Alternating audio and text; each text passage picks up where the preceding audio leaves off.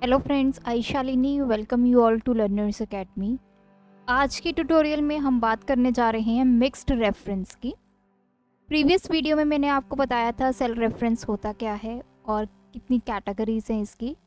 Already हम absolute and relative cell reference को discuss कर चुके हैं। इस ट्यूटोरियल में मैं बात करूंगी मिक्स्ड रेफरेंस की। तो चलिए इस ट्यूटोरियल को स्टार्ट करते हैं और आप एंड तक मेरे साथ इस वीडियो में बने रहिए।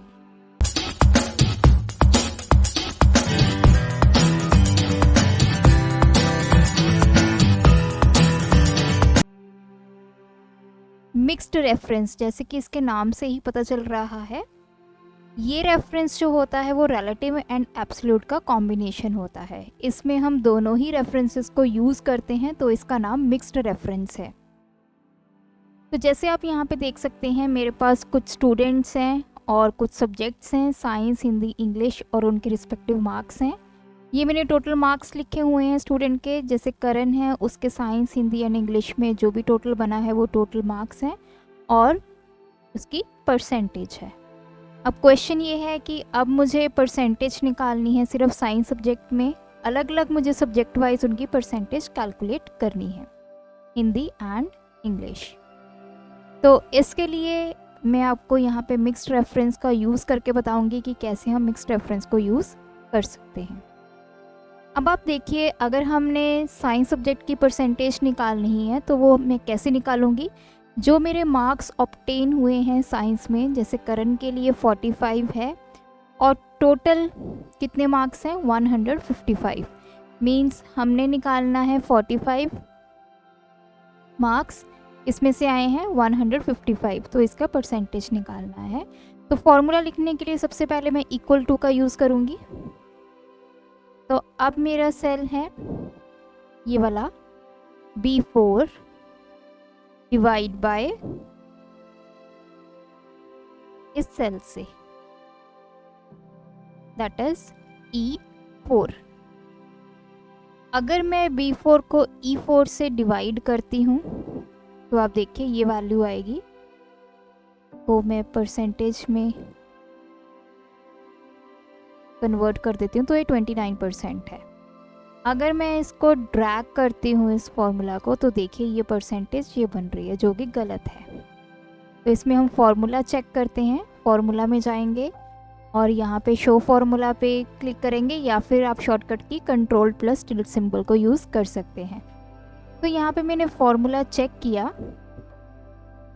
तो आप देखिए, सबसे पहले मैंने B4 को E4 से डिवाइड किया, जिसके लिए मेरी साइंस की परसेंटेज सही आ रही थी। लेकिन हिंदी के लिए ये क्या बन गया, C4 एंड F4।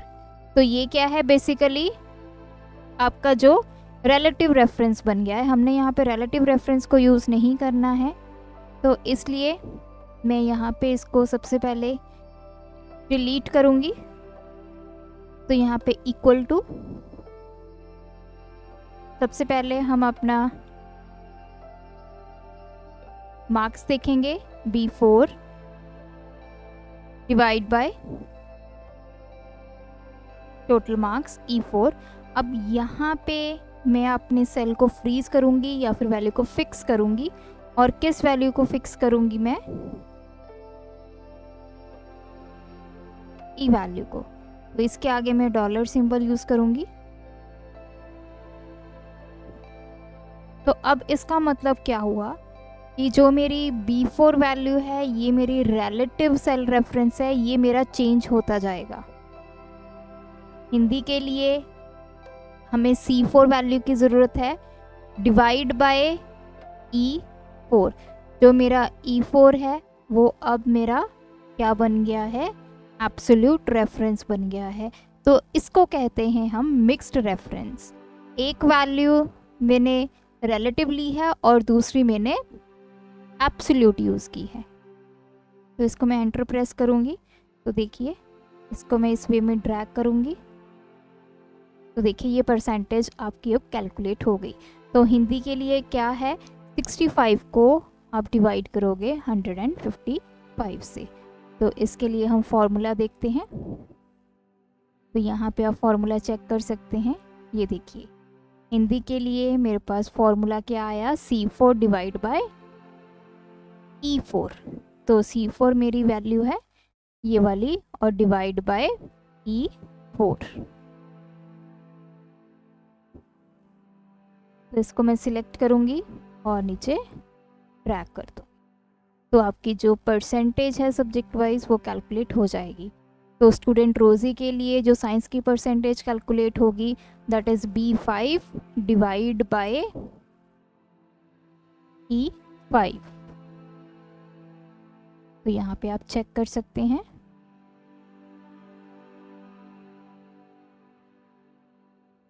तो देखिए B5 डिवाइड बाय E5। तो यहाँ पे आप देख सकते हैं जो मैंने एब्सोल्यूट यूज़ किया था वो जो डॉलर सिंबल है वो E के आगे है। इट मीन्स जो मेरा कॉलम E है दैट विल रिमेन सेम।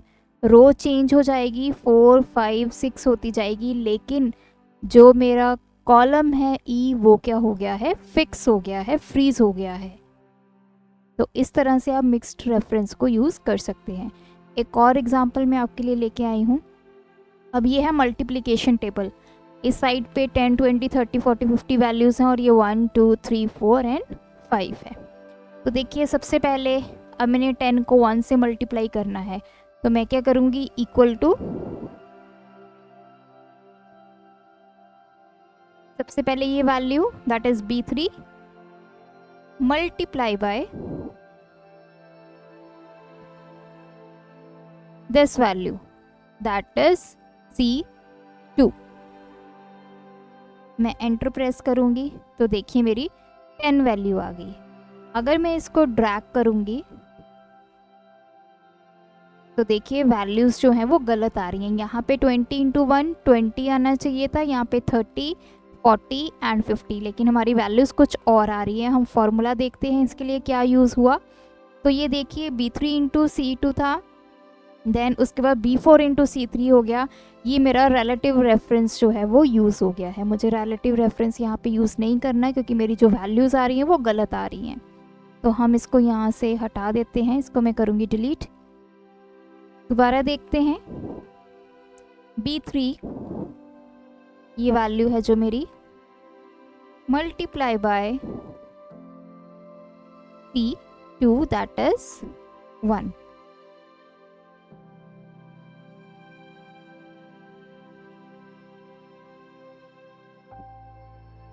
तो अब आप देखिए मैंने ये वैल्यूज़ को चेंज कर दिया है।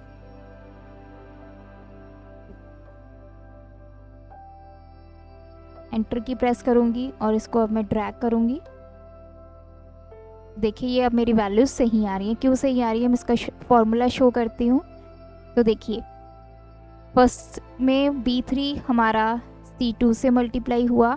अब यहाँ पे मैंने फिक्स कर दिया है 10 1 से मल्टीप्लाई होगा। नेक्स्ट केस में B4 दैट इज़ 20 जो है आपका 1 से मल्टीप्लाई होगा, देन 30 1 से मल्टीप्लाई होगा, 40 1 से मल्टीप्लाई होगा एंड 50 1 से मल्टीप्लाई होगा। तो ये देखिए इसमें $C$2 का मतलब क्या है कि आपका कॉलम और रो दोनों फिक्स हो गई है। हमने इस सेल को फिक्स कर दिया है, फ्रीज कर दिया है। और ये B3 B4 B5 B6 B7 आपके रिलेटिव सेल रेफरेंस हैं। तो यहाँ पे ये मिक्स्ड रेफरेंस हमने यूज़ किया है। तो यहाँ पे तो हमारी वैल्यू सही आ गई हैं। अभी हम क्या करते हैं, इसको सिलेक्ट करते हैं और फिल हैंडल को यूज़ करके इधर ड्रैग करते हैं। तो यहाँ पे देखिए यहाँ पे भी हमारी वैल्यू सेम आ रही हैं, लेकिन 50 इंटू 5 250 वैल्यू आनी चाहिए थी। सिमिलरली यहाँ पे 200 आना चाहिए था। तो ये वैल्यूज़ क्या हो गई हैं, गलत हो गई हैं। फॉर्मूला चेक करते हैं। तो फॉर्मूला में देखिए तो इस साइड पे आएंगे, ये B3 की जगह C3 आ गया, लेकिन जो आपका C2 था वो सेम रहा। तो इसने क्या किया, C3 की वैल्यू को C2 से मतलब 1 से ही मल्टीप्लाई करता रहा। अब हमें क्या चाहिए, नेक्स्ट वैल्यू हमारी 2 से मल्टीप्लाई हो, 3 से मल्टीप्लाई हो। तो उसके लिए हम क्या करेंगे, को सबसे पहले मैं डिलीट करूँगी।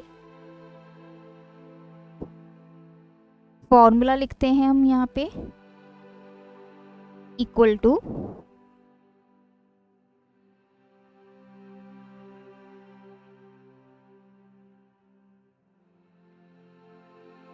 Dollar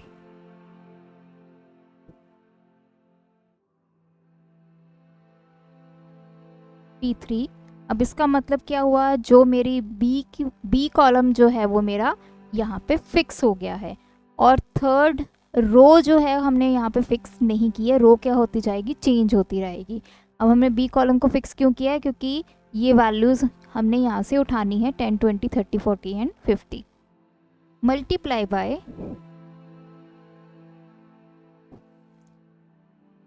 C2। 2 बार मैं यहाँ पे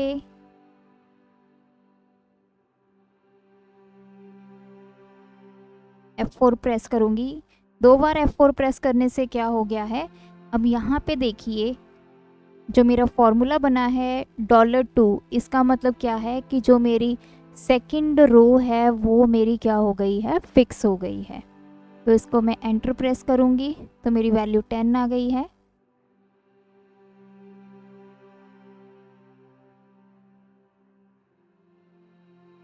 तो इसको मैंने ड्रैग करके ड्रॉप किया, तो ये देखिए वैल्यू यहाँ पे 250 आ गई है। अब हम फॉर्मूला एक बार चेक कर लेते हैं।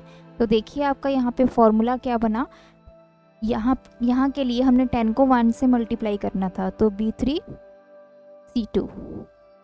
नेक्स्ट, अब यहाँ पे देखिए कॉलम B आपका सेम रहा, लेकिन यहाँ पे जो है वो रो चेंज हो गई है। अब हम 4th रो में चले गए हैं, इनटू ये कॉलम C मेरा फिक्स है C2, मतलब ये वाला 1 के साथ, और इधर आके यहाँ पे ये C की जगह D हो गया है, क्योंकि यहाँ पे मेरा रिलेटिव और एब्सोल्यूट रेफरेंस दोनों ही इकट्ठे काम कर रहे हैं। तो इस तरह से मिक्स्ड रेफरेंस की हेल्प से आप बहुत सारी वैल्यूज़ को जनरेट कर सकते हैं। तो ये दोनों ही एग्जांपल्स से आपको क्लियर हो गया होगा कि मिक्स्ड रेफरेंस हम कैसे यूज़ करते हैं, जिसमें हमारा एब्सोल्यूट एंड रिलेटिव रेफरेंस को हम इकट्ठा अप्लाई कर सकते हैं। तो अगर आपको मेरा ये ट्यूटोरियल अच्छा लगा, हमारे चैनल को सब्सक्राइब कीजिए, वीडियोस को लाइक एंड शेयर कीजिए। Thanks for watching my video, keep supporting us.